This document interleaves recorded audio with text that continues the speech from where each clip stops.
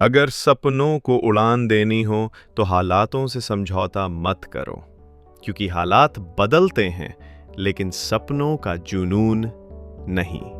नमस्कार दोस्तों, मैं हूं अमित और आप सुन रहे हैं यथार्थ। जयपुर शहर का एक पुराना इलाका, छोटी छोटी गलियां, जगह जगह कूड़े के ढेर, और उन्हीं में से एक ढेर के पास बैठा था गुड्डू। उम्र मुश्किल से 13 साल, हाथ में एक टूटी हुई प्लास्टिक की बोरी और कंधे पर फटी हुई कमीज, चेहरे पर धूल मिट्टी, लेकिन आंखों में कोई अजीब सी चमक, जैसे कुछ तलाश रही हो, कुछ बड़ा, कुछ अलग। हर रोज सुबह जब सरकारी स्कूल की घंटी बजती, बच्चे बैग लेकर अंदर जाते, तब गुड्डू स्कूल के बाहर ही बैठकर कचरे से बोतलें, प्लास्टिक और रद्दी इकट्ठा करता। बच्चों को पढ़ते देखता तो कभी मुस्कुरा देता, कभी चुपचाप अपनी नजरें झुका लेता। उसके पिता नहीं थे, माँ बीमार रहती थी और घर में रोज चूल्हा जले। इसके लिए गुड्डू को दिन भर कचरा बीनना पड़ता। लेकिन उस मासूम दिल में एक सपना पल रहा था। एक दिन वो भी स्कूल के अंदर जाएगा। एक दिन वो भी बैग लेकर पढ़ाई करेगा। एक दिन उसका नाम भी किसी बोर्ड पर लिखा जाएगा। एक दिन स्कूल के प्रिंसिपल ने गुड्डू को बाहर बैठे देखा। तू रोज स्कूल के बाहर बैठा रहता है, अंदर क्यों नहीं आता? गुड्डू ने सिर झुकाकर कहा, साहब, स्कूल की फीस नहीं भर सकता, घर चलाने के लिए कचरा बीनता हूं। प्रिंसिपल साहब को कुछ चुभ गया। अगले दिन उन्होंने गुड्डू को बुलाया और कहा, अगर तू पढ़ना चाहता है तो मैं तुझे फ्री में पढ़ाऊंगा, लेकिन एक शर्त है, रोज समय पर आना होगा और मेहनत करनी होगी। गुड्डू की आंखों में पानी आ गया। वो बोला, साहब, पढ़ने का मौका दीजिए, मैं पूरी जान लगा दूंगा। अब गुड्डू की दिनचर्या बदल गई थी। सुबह 5 बजे उठकर कचरा बीनता, दोपहर 11 बजे तक काम करता और फिर नहा धोकर स्कूल जाता। बाकी बच्चे उसकी हालत का मजाक उड़ाते, अरे ये तो कचरे वाला है, इससे क्या पढ़ाई होगी? लेकिन गुड्डू कुछ नहीं कहता। वो बस एक बात अपने मन में दोहराता, मुझे किसी को जवाब नहीं देना, मुझे खुद को साबित करना है। धीरे धीरे उसकी मेहनत रंग लाने लगी। वो क्लास का सबसे तेज छात्र बन गया। अध्यापक भी अब उसकी तारीफ कर लगे। गर्मी की छुट्टियां चल रही थीं, स्कूल बंद था, लेकिन गुड्डू की पढ़ाई चालू थी। वो रोज लाइब्रेरी जाकर किताबें पढ़ता, पुराने प्रश्न पत्र हल करता और अपने सपने के और करीब बढ़ता जा रहा था। इसी दौरान मोहल्ले के एक नेता ने मोहल्ले में एक सभा रखी। मंच सजाया गया, माइक लगाए गए और भीड़ जमा होने लगी। गुड्डू वहां खड़ा था, दूर से सब देख रहा था। तभी एक नेताजी मंच से बोले, हमारे मोहल्ले का गौरव है ये बच्चा, जो कचरा बीनता है और अब पढ़ाई भी करता है। ये सब हमारे प्रयासों की देन है। गुड्डू को अजीब सा लगा। उसकी मेहनत, उसका संघर्ष, उसकी भूख सब किसी और की देन बन गई। लोग ताली बजा रहे थे, लेकिन गुड्डू की आंखें नम हो गईं। उस दिन उसने ठान लिया, अब वो ऐसा कुछ करेगा जो सिर्फ उसकी पहचान बने, जिससे उसे कोई कचरे वाला कहने की हिम्मत ना करे। गुड्डू अब 10वीं क्लास में आ चुका था। उसकी मेहनत और प्रतिभा ने स्कूल के टीचर्स को प्रभावित कर दिया था। एक दिन इतिहास के मास्टर जी ने पूछा, गुड्डू, बड़े होकर क्या बनेगा? वो बोला, IAS बनूंगा और इस सिस्टम को अंदर से बदलूंगा। पूरी क्लास हंसने लगी।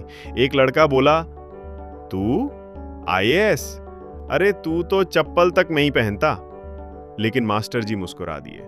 उन्होंने गुड्डू से कहा, अगर तेरे इरादे सच्चे हैं तो पूरी कायनात तुझे IAS बनने से नहीं रोक सकती। वो दिन और आज का दिन गुड्डू ने पीछे मुड़कर नहीं देखा। गुड्डू की मां की तबीयत और बिगड़ गई थी। दवाइयों के लिए पैसे नहीं थे, कभी खाना नहीं मिलता तो पानी पीकर सोना पड़ता, और ऊपर से IAS की तैयारी। लेकिन गुड्डू ने हार नहीं मानी। दिन में काम करता, रात में पढ़ाई करता।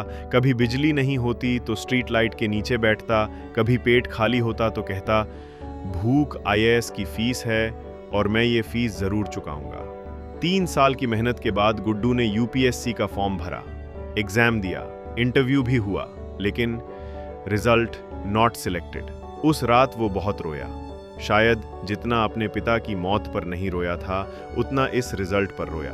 लेकिन सुबह उठते ही उसने खुद से कहा, अगर एक बार नहीं हुआ तो क्या, अगली बार सही। अब गुड्डू 24 साल का हो चुका था। चेहरे पर दाढ़ी, आंखों में थकावट, लेकिन आत्मा में वही आग। दूसरे अटेम्प्ट के लिए उसने फिर से किताबें उठाई।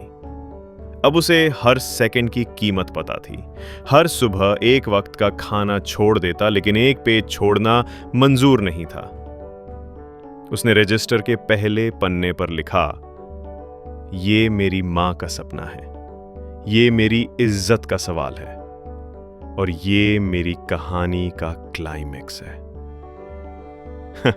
यूपीएससी का रिजल्ट आने वाला था। गुड्डू ने मां के हाथ पकड़े हुए कहा, इस बार या तो मैं आईएएस बनूंगा या फिर कोई बहाना नहीं दूंगा। रिजल्ट वाले दिन उसके पास एक ईमेल आया, Congratulations! You have been selected for the Indian Administrative Services All India Rank 14. Guddu चुप रहा। उसने स्क्रीन को देखा, मां को देखा, फिर जोर से चिल्लाया, मां, मैं अफसर बन गया। मां के आंसू थम नहीं रहे थे। वो बोली, मेरा बेटा अब किसी का नाम नहीं लेगा, अब लोग तुझे तेरे नाम से जानेंगे बेटा, आईएएस गुड्डू कुमार। 5 साल बाद वही सरकारी स्कूल जहां गुड्डू कभी बाहर बैठकर कचरा उठाया करता था, आज वहीं के मंच पर मुख्य अतिथि के रूप में बुलाया गया था। बच्चों की भीड़ थी, हाथों में ताली, आंखों में चमक। आईएएस गुड्डू कुमार मंच पर आए और बोले, मैं इस देश का अफसर हूं, लेकिन कभी कचरा बीनता था।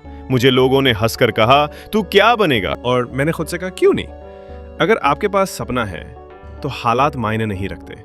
जो खुद की कहानी लिखता है वह इतिहास बदल सकता है। दोस्तों, इस कहानी का नायक सिर्फ गुड्डू नहीं था, बल्कि हर वह इंसान है जो जिंदगी की ठोकरें खाकर भी खड़ा होता है, जो हर मजाक को इज्जत में बदल देता है, और जो खुद से कहता है, मुझे अपनी मंजिल चाहिए किसी भी हालत में।